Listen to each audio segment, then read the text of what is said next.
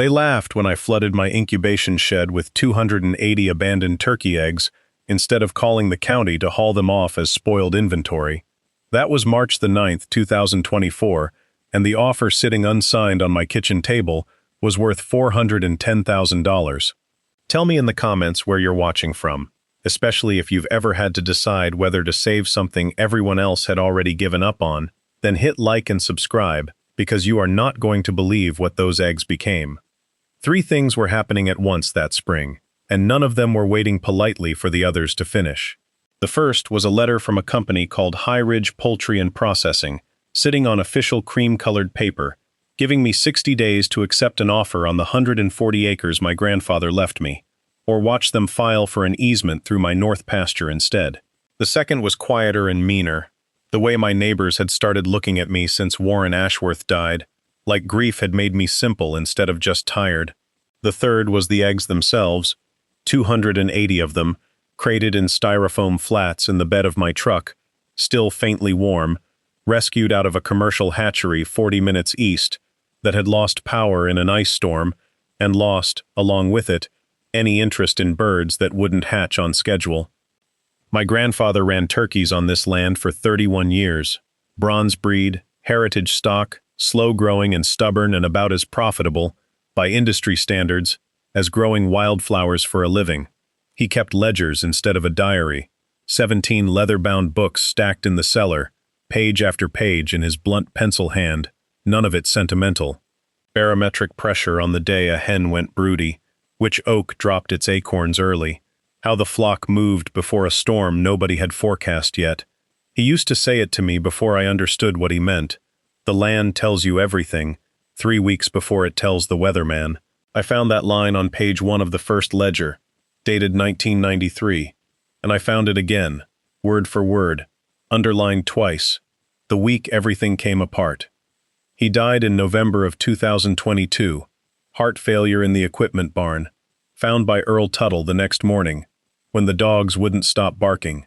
I was working logistics in Nashville at the time, 40 minutes and a whole different life away, and I came back for the funeral and stayed because somebody had to feed 412 laying hens and a flock of birds.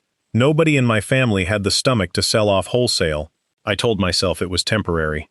18 months later, I had not once said the word temporary out loud to anyone but myself, and the land had stopped feeling like his and started feeling like mine, which is a harder thing to explain than it sounds, and not a thing I explained twice.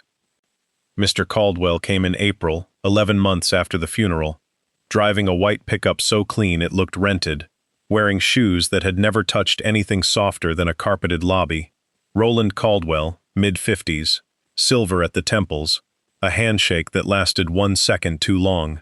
He stood in my dooryard admiring the barn like a man pricing scrap metal and told me High Ridge wanted the whole 140 acres for a new processing facility and that $410,000 was, in his words, more than generous for a property carrying this much depreciation. He said depreciation, while looking directly at my grandfather's turkey houses, the same houses that had fed 3 counties through 2 recessions. He told me my grandfather had run a hobby operation, and that High Ridge was offering me an exit before the market made that decision for me. I didn't raise my voice. I never do. I told him I'd think about it, walked him back to his truck myself, and went straight to the cellar to reread the ledger entry from the winter of '98, when Warren wrote down, in the same blunt pencil, "The ones who need you to sell fast are always the ones who need something they haven't said yet." I didn't know yet what Caldwell needed. I would, eventually, and it wouldn't be land. The 60-day letter wasn't the only pressure that spring. County Extension Agent Dr. Nathan Voss came by twice in April alone, clipboard in hand, reciting mortality statistics from the State Poultry Board like scripture. He'd been out to the farm 3 times since Warren died, each time with the same tight, patient smile of a man explaining something to a child.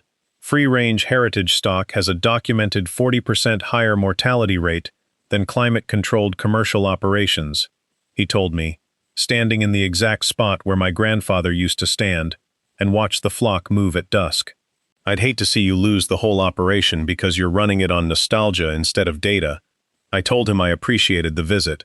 I did not tell him that Warren's own ledgers, going back 3 decades, showed a mortality rate under 6%, because Voss wasn't there to be corrected.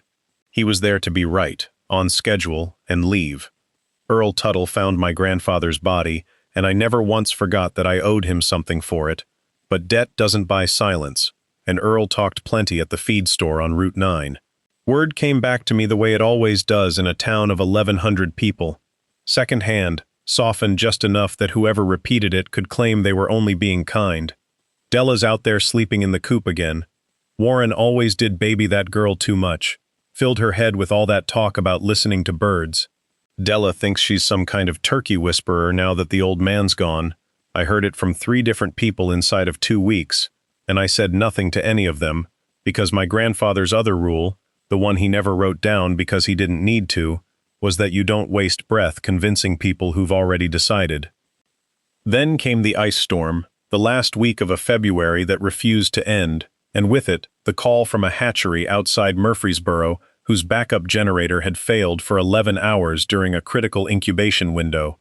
280 fertilized eggs, most of them past the point the industry considers salvageable, without commercial-grade re-incubation equipment, which the hatchery didn't have room or patience to run. They were going to landfill them. I drove out that same afternoon in a truck with a heater that only worked on the driver's side, loaded every flat I could fit, and brought them home to a shed with no incubators at all, only 40 of Warren's broody hens, a wood stove, and 17 ledgers full of exactly the kind of unscientific, patient, hands-on knowledge Dr. Voss had spent 2 years telling me was worthless. I split the eggs by breed instinct and by feel, tucking clusters of them under hens who'd already gone broody on their own, rotating the rest by hand every 4 hours through the night, the way Warren's 2004 ledger described doing with a smaller clutch during a January outage decades earlier. Turn them at the same angle the hen's own body would, keep the shed at hen body warmth using the stove and nothing else. Listen for the particular low clucking that meant a hen had settled in for the duration, rather than merely sitting.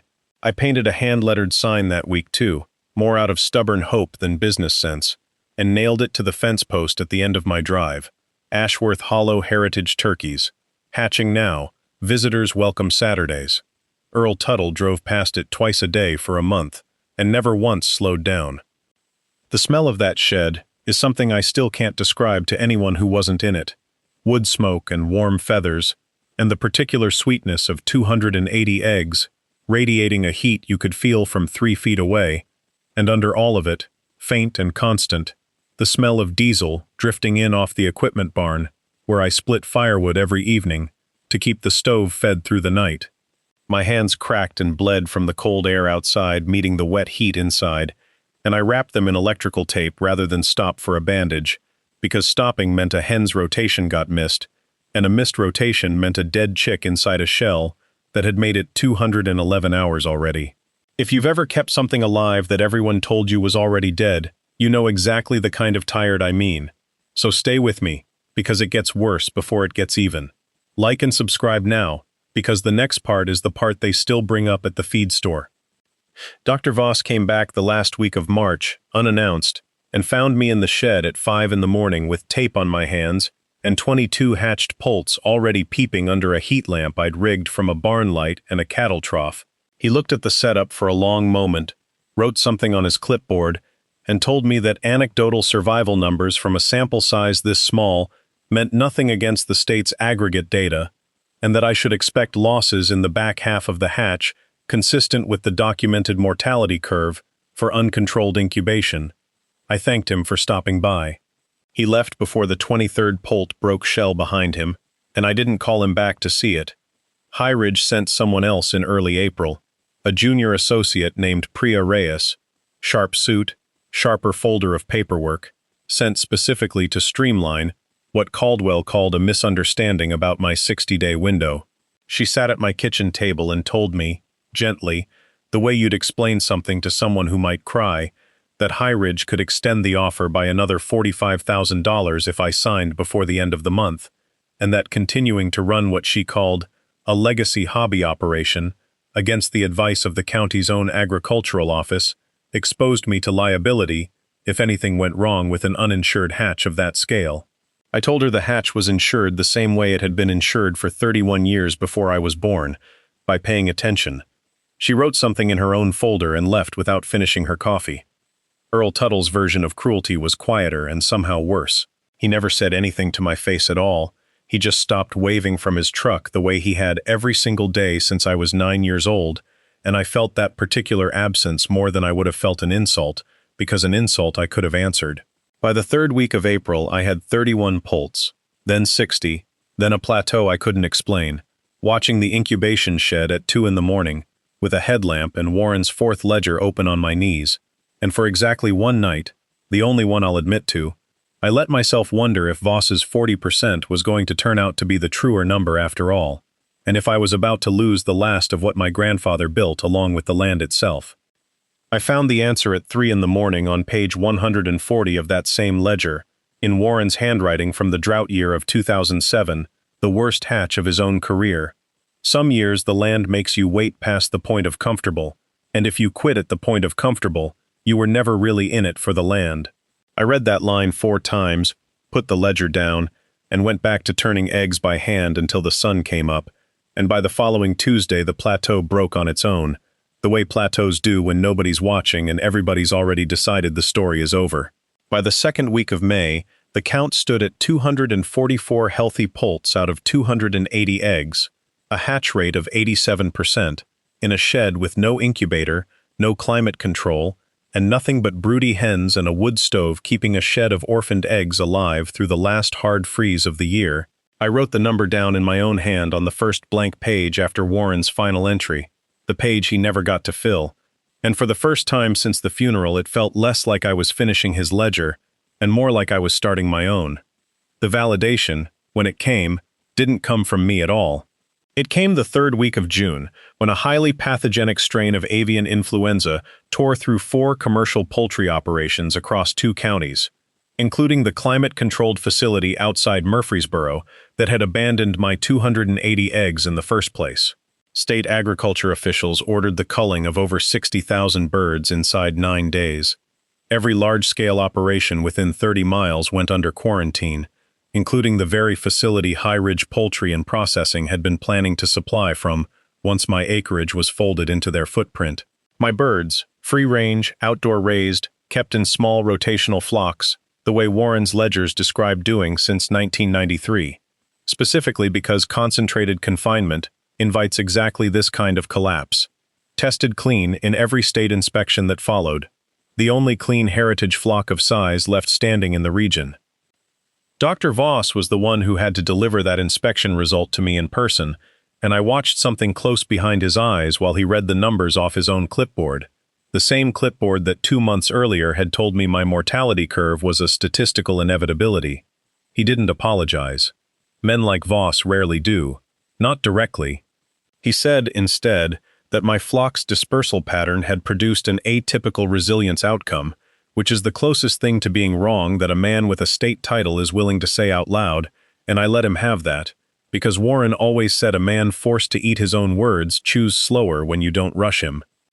The regional supply crisis that followed was the kind that makes the evening news for 3 nights running. Grocery chains across 4 states scrambling for clean poultry supply ahead of the holiday season, prices on the commodity board climbing 31% in a single week, and every processor within 100 miles suddenly needing exactly what I had, and nobody had thought worth saving in March.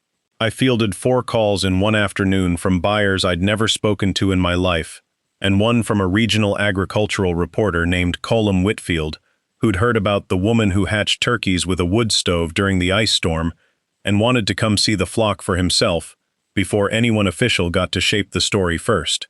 Mr. Caldwell called my cell phone directly for the first time in 14 months on the 2nd of July, and I let it ring through to voicemail twice before I answered on the 3rd try, not out of strategy but because I was up to my elbows in feed troughs and unwilling to let a man interrupt chores twice in one afternoon, the way he'd once interrupted my whole spring.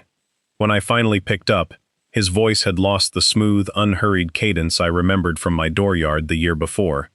High Ridge's own supplier contracts had collapsed under quarantine. Their processing facility was sitting 3 weeks from a production shortfall penalty clause worth over $2 million to their parent company, and the only clean, quarantine-exempt flock of any real size within their delivery radius belonged to the hobby operation he'd once told me was carrying too much depreciation to matter. He asked to meet at the county's annual Midsummer Poultry and Livestock Exposition, held that year on the fairgrounds outside Cross Plains on the 14th of July, where regional buyers, state inspectors, and every producer within 60 miles gather each summer to post yield numbers on the public board behind the auction barn, the same board where, 11 months earlier, someone had chalked Ashworth Hollow, Heritage Hobby, not a real operation underneath my name. As a joke, nobody bothered erasing for a week. I told Caldwell I'd meet him there, in public, at the board, at noon, and I spent the 3 days before that call rereading the ledgers, not for guidance this time, but because I wanted, one more time before I said anything to anyone, to hear my grandfather's voice in his own handwriting. Never negotiate quiet what you can settle loud enough for the whole county to remember correctly.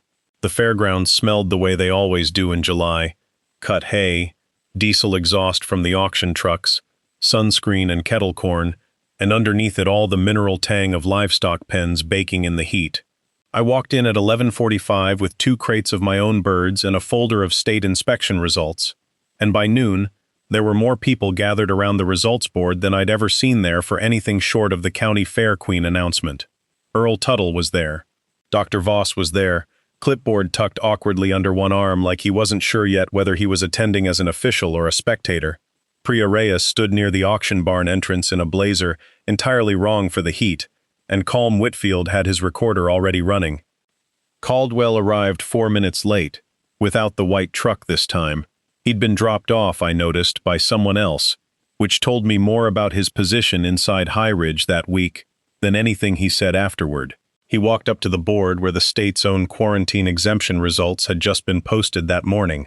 Ashworth Hollow Heritage turkeys, 244 head, 0 positive influenza markers across 3 testing cycles, the only flock of its size in the Tri-County region cleared for immediate supply. Under it, in smaller print, the season's yield, an 87% hatch rate from a shed with no commercial incubation equipment at all, against an industry average that fine July afternoon everyone standing there could plainly see had failed. He didn't offer me $410,000 this time.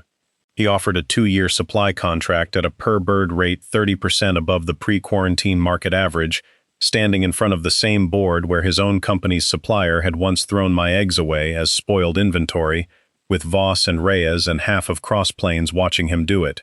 I told him I'd think about it, the same 4 words I'd given him 14 months earlier in my own dooryard, and let the silence after them do the same work it had done for Warren his whole life. Then I told him the terms would be mine, a rolling contract renewable only at my discretion, full transparency on his end's supplier practices going forward, and no confidentiality clause on how the arrangement came to exist, because I intended for every producer standing at that board to know exactly why a hobby operation was the only thing standing between his company and a $2 million penalty. He signed it standing up, on the hood of somebody else's truck, 4 days later.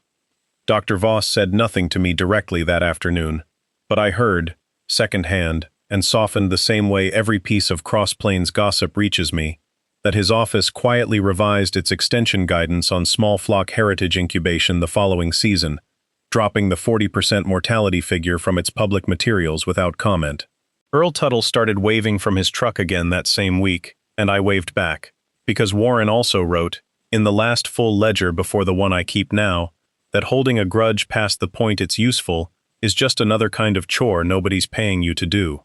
Priya Reyes left High Ridge entirely within the year, and Colm Whitfield's article on the ice storm hatch ran in 3 regional papers before a food trade magazine picked it up nationally, which brought more calls than I ever wanted, but also, eventually, the kind of buyers who cared less about volume and more about how a bird had actually been raised.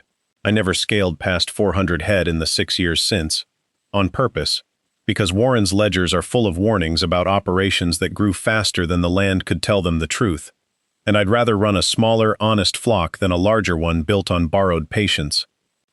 Caldwell and I renewed that contract twice more before High Ridge restructured its supply chain entirely around 3 smaller heritage producers instead of 1 industrial facility, a decision the trade papers credited to diversified sourcing resilience without ever using my name, which suited me fine. He still calls every spring, more out of habit than negotiation now, and last year he asked, almost like a normal person asking a normal question, what Warren would have made of the whole thing. I told him the truth, that Warren never wasted a sentence on people who'd already shown you who they were, and that the kindest thing I could offer Caldwell now was the same patience my grandfather offered land that hadn't proven itself yet, which is not nothing, but it isn't forgiveness either. Dr. Voss and I have an odd, wary professional courtesy now. He sends the county's small flock producers to walk my incubation shed each spring as a case study, and I let them come, because Warren always said, the point of knowing something true was never to keep it, only to keep it from dying with you. Earl Tuttle helped me build a second shed the winter after the exposition, unasked, showing up with his own lumber before I'd said a word about needing one, and neither of us has ever once discussed the year he stopped waving. 2 years ago, my niece Callie, 16 and sharper than I was at that age, started keeping her own notes in a composition book she carries out to the coop every morning before school, mimicking Warren's blunt, unsentimental hand without ever having met him, because I read her enough of his ledgers growing up that his voice became a kind of inheritance she never had to be told to keep. Last month I handed her the 18th ledger, the one I started the same week the hatch rate cleared 87%, now filled edge to edge with 6 more years of my own observations layered under his, and told her the same thing he never had to tell me twice. The land will always tell you the truth eventually, but only if you're still standing there listening on the day it decides to say it, and most people give up 3 weeks before that day arrives. She asked me how you know which 3 weeks those are. I still don't have a good answer for her. People ask me sometimes what the shed sounded like that first March, expecting something dramatic, and I never know how to give them that because what I remember most is how quiet it actually was under the noise. The low, steady clucking of 40 broody hens settled into a rhythm none of them had been taught, the tick of the wood stove cooling between feedings, and somewhere under all of it, so faint you had to stop moving to catch it, the first thin scratching of a beak working through shell for the first time. I remember the smell of diesel on my hands from splitting firewood at 4 in the morning, and under that the dry, mineral smell of 280 eggs radiating heat into a cold shed, and the particular texture of the dirt floor once the thaw came, soft and dark and cool between my fingers when I knelt to check a hen too anxious to leave her clutch even to eat. Warren wrote once that a good year on this land never announces itself with anything louder than a sound you'd miss if you were in a hurry, and I understand that sentence differently now than I did the day I first read it, sitting in his hospital room 3 weeks before he died, too tired that day to ask him what he meant. The 87% I posted that spring has held, within a few points, every year since, through 2 more hard winters and 1 summer drought that put half the county's row crop operations underwater on their insurance claims, while my birds, needing nothing but pasture rotation and patience, came through without a single emergency purchase of supplemental feed. I still keep the sign nailed to the fence post at the end of my drive, faded now, the paint gone the soft gray of 6 Tennessee summers, and I've never once repainted it, because a sign that's weathered a little looks like it's telling the truth in a way a fresh one never quite manages to. Visitors still come on Saturdays, fewer of them out of curiosity now, and more of them out of the kind of respect that takes a while to earn honestly. And I let each one of them stand at the shed door for exactly as long as they need to understand what patience actually costs before I say a single word to explain it to them. Callie still hasn't found her 3 weeks yet, but she will, probably on some ordinary Tuesday when nobody's filming and nobody's watching the board behind the auction barn, and when she does, she'll understand why I never sold this land for $410,000 or anything after it. If you've made it this far with me, you already know what it costs to wait on something everyone told you was already dead. So tell me you're still here, hit subscribe, and come back for the story of the winter Warren almost lost the whole flock to a debt he never told a soul about until the ledger made him.